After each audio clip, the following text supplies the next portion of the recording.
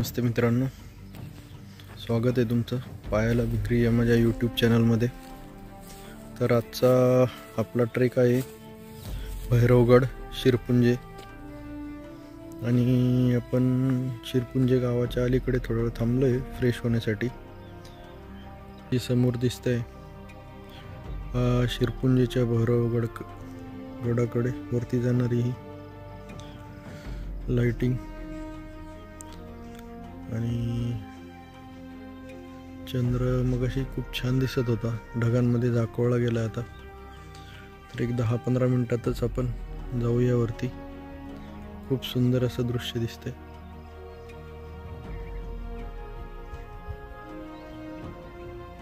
बघा, हा चंद्र हळूहळू परत निघायला लागलाय आता। सुंदर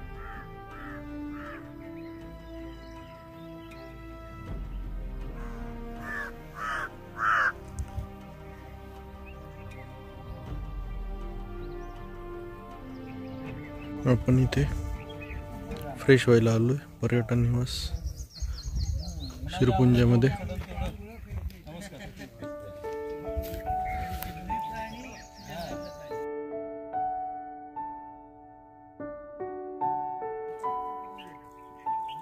हा समोर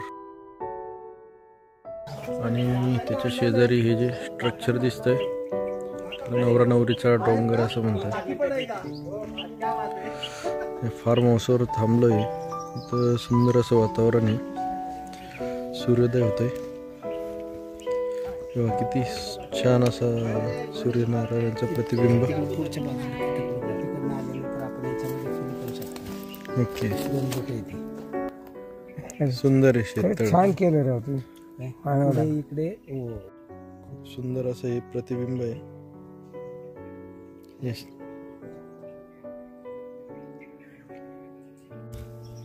खाली हे डॅम दिसतंय छोटे खाली आणि सकाळी सकाळी सूर्यनारायणाने सप्तरंग उधळले आहेत।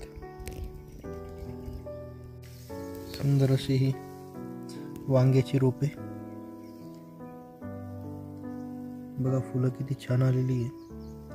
आणि सरप्राइजिंग म्हणजे तुम्हाला बघा काय हे, हो चक्क स्ट्रॉबेरी।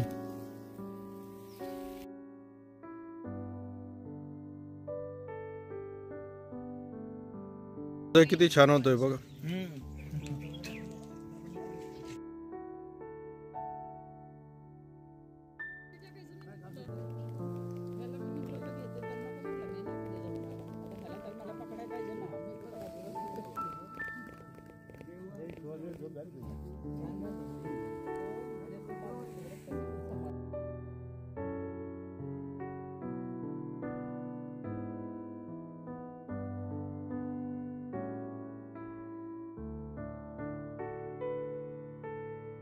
सवाई हरिश्चंद्र अभयारण्यातला हा गड आहे।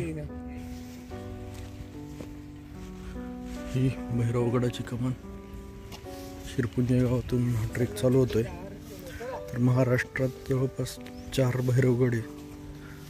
आता मागच्या वेळेचा भैरवगड हेळवाका 2 आठवड्यापूर्वी ट्रेक केला आपण आणि आज आपण शिरपुंजेचा भैरवगड करणार आहोत।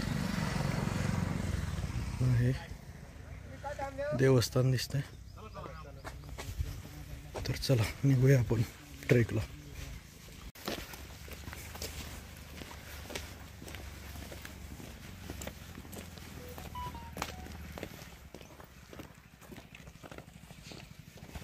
या नागमोडी डांबरी सडकीवरून भैरवगडाच्या पायथ्याला जातोय आपण।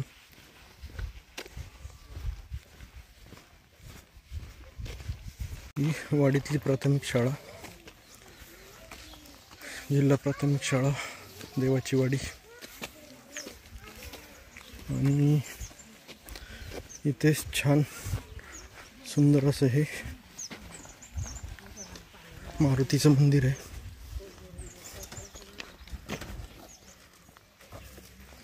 महाराष्ट्रातील सर्वात उंच शिखरांपैकी कळसुबाई हे 1 नंबरचं शिखर आहे आणि भैरवगड शिरपुंजी हे 4 नंबरचं सगळ्यात उंच किल्ला आहे. हे पळसाचं झाड खूपच जुनं आहे.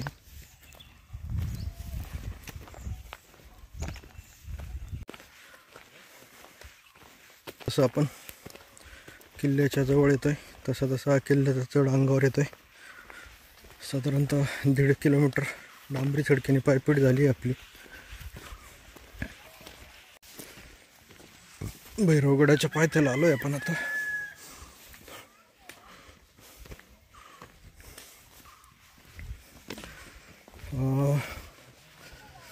गडावर जाण्यासाठी पायरी मार्ग बांधण्यात आलेला आहे. बऱ्यापैकी पायऱ्या इथे बांधलेल्या आहेत आणि बाकी लोखंडी शिड्या आहेत.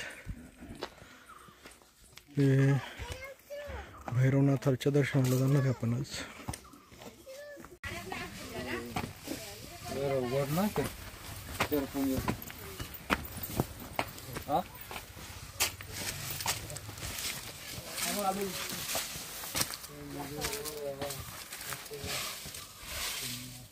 ही नवीन केलेली शिडीची वाटानी ही जुनी इकडून पायऱ्यांची वाटे.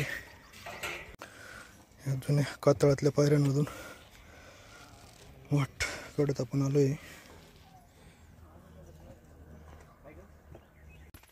भैरवनाथाला अनवाणी चालणारे हे चिमुकले जीव. तिथले गावाच्या आसपासचे बहुतेक मेंबर हे चप्पलचे भैरवनाथाच्या दर्शनाला जातात. चप्पल नाही घालत बाळा तू? का बरं नाही घालत तरी चप्पल?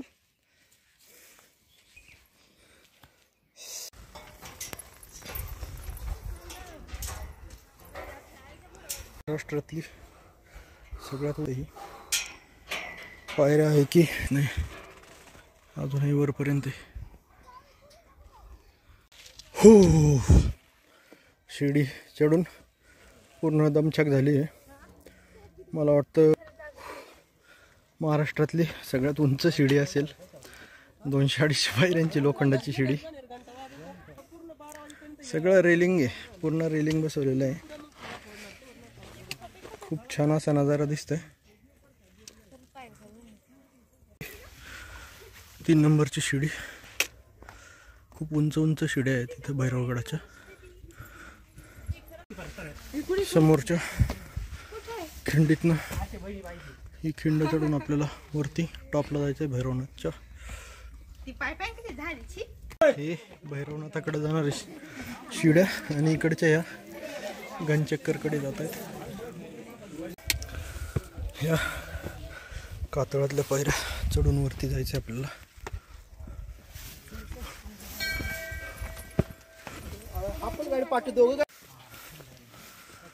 आलोय आपण भैरवगडच्या टॉपला.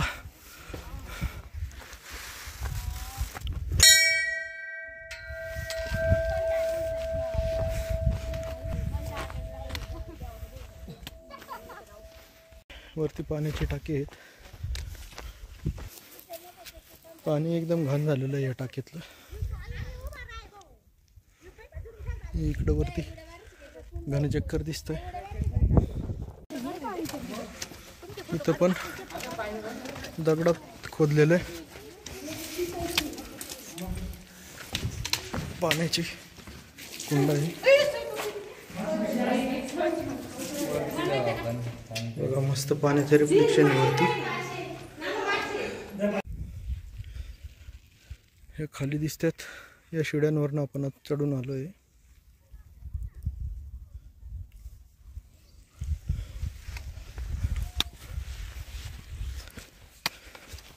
हे समोर कोणतं आहे डॅम?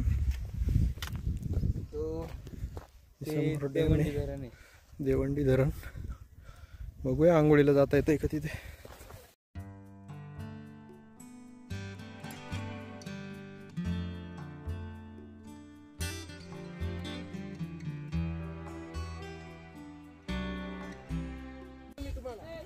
ही विरगळ दिसते.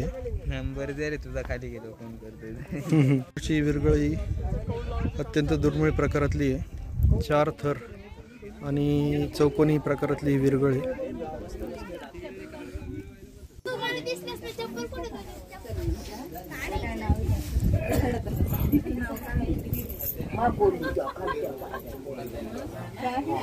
एकदम सिरियस झालं ते.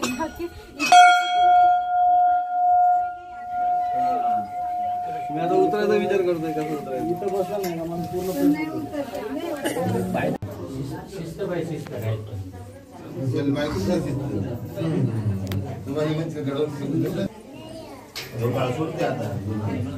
सुंदर असं पाण्याचं कुंड आहे.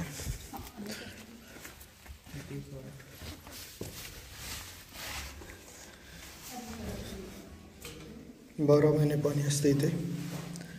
हे बघू शकता, इथे शंकराची पिंड आहे आणि खूप सारे मासे आहेत. सुंदर असे पाणी आहे, थंडगार टाकीतलं. दाखव बरं पाण्याची बॉटल. हा, एकदम शुद्ध. बघा कसा डौलात चरतोय हा कोंबडा. इथे ही सुकलेली पाण्याची कुंड आहेत. या सिड्यांनी आपल्याला आता वरती कुठे जायचं आहे? गणचक्कर. त्या टीमला गाईड नाही ना? नाही नाही. गणचक्करवरून समोर दिसणारा भैरवगड.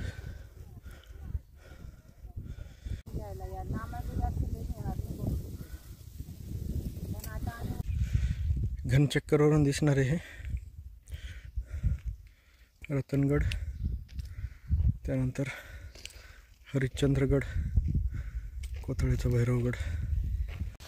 आपण आता या घनचक्करच्या डोंगर रांगेवरून चाललो आहे.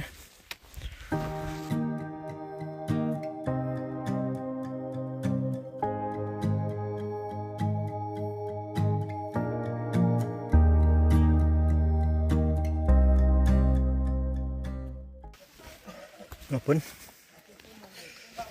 घनचक्करला आता दुसऱ्या वाटेने खाली उतरणार आहे.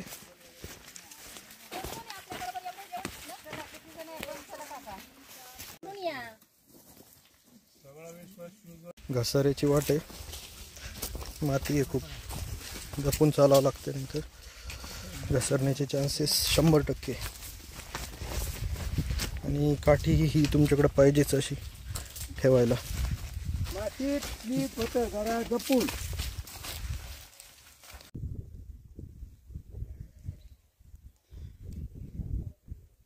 घनचक्करवरून दिसणारा हा भैरवगड आणि ही घनचक्करची रांग.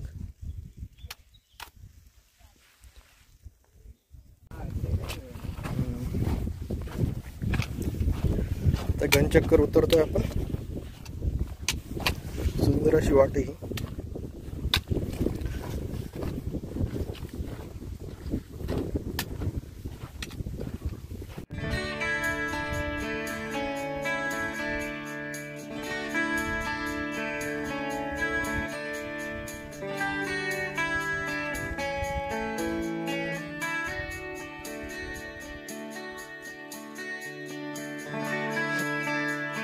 करवंद, सुंदर अशी करवंद आलेले आहेत. 1 महिन्याभरात आता ते चाखायला मिळतील आपल्याला.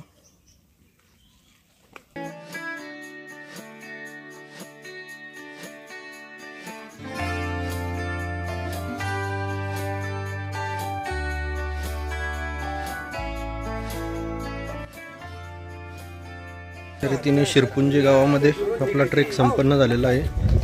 श्री गंगाराम धिंदळे यांच्या घरी जेवण केलंय